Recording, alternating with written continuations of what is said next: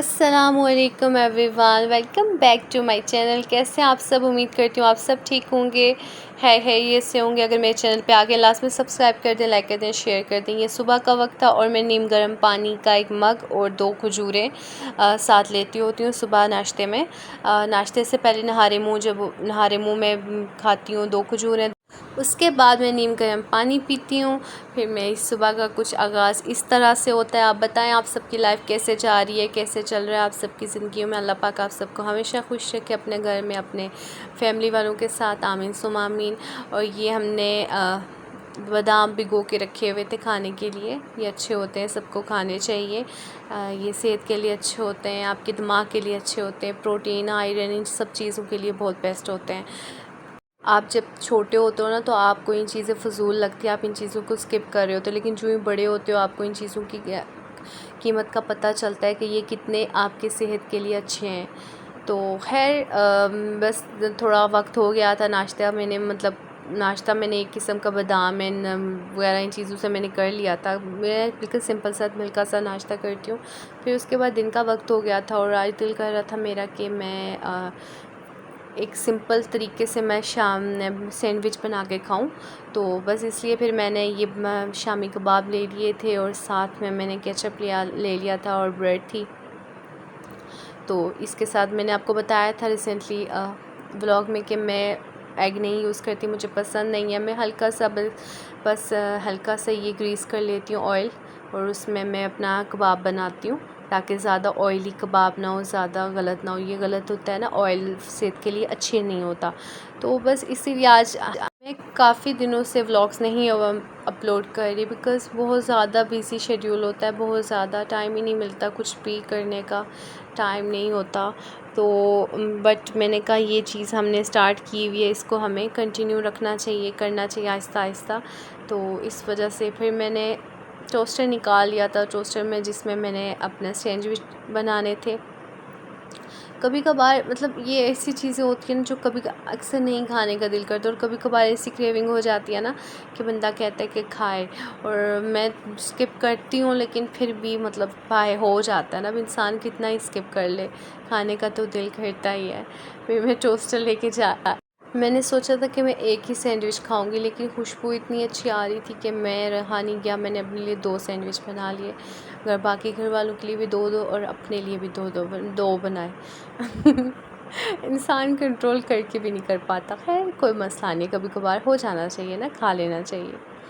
फिर उसके बाद मैं अपना कहवा बना कर साथ में मैं अपना सैंडविच बना के आके बैठ के खाने लगी थी। साथ में मैं अपना ऑफ़िस का काम कर रही थी। बस यही होता है कि आप काम भी करो साथ में खाओ।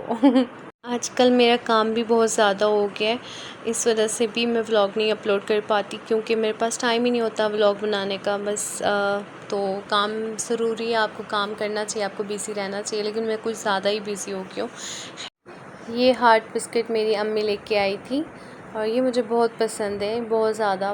तो नाश्ते में थोड़ा 1-2 या फिर कभी दिल किया 1-2 खा लिया। ये बहुत अच्छे लगते हैं मुझे, और मेरी छोटी सिस्टर को भी बहुत पसंद है। और ये वो खड़ी होकर देख रही थी कि कहीं ये केला सारे तो नहीं खा रही।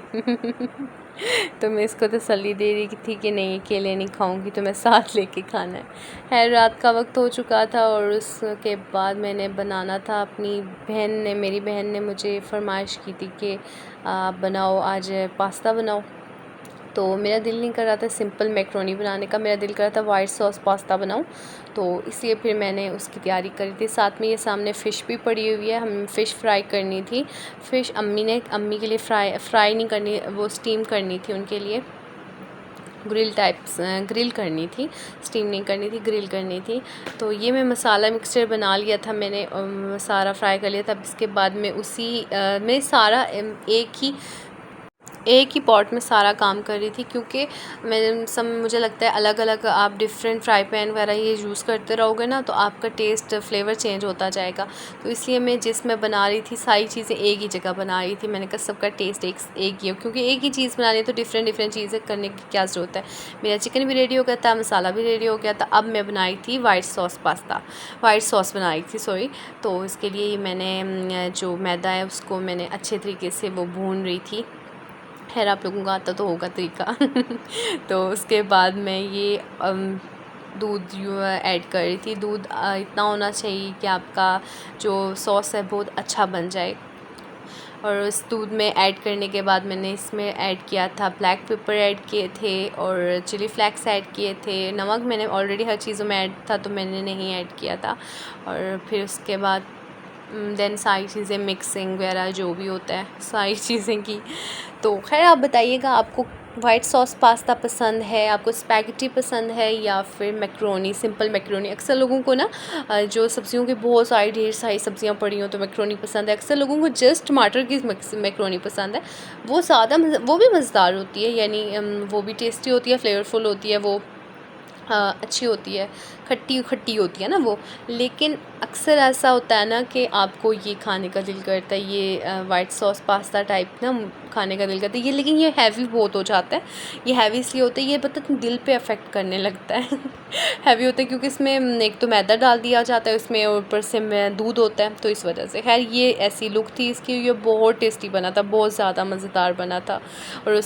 और उसके बाद फिर हमने पास्ता खाया। फिर उसके बाद वॉक करने गए थे, ग्रीन टी बनाई थी मैंने, वो पी थी। उसके बाद वॉक करने गए थे और वॉक करने के बाद नमाज़ पढ़ी, फिर एक्सरसाइज किया और ये सब करके फिर उसके बाद बस यही था आज का व्लॉग।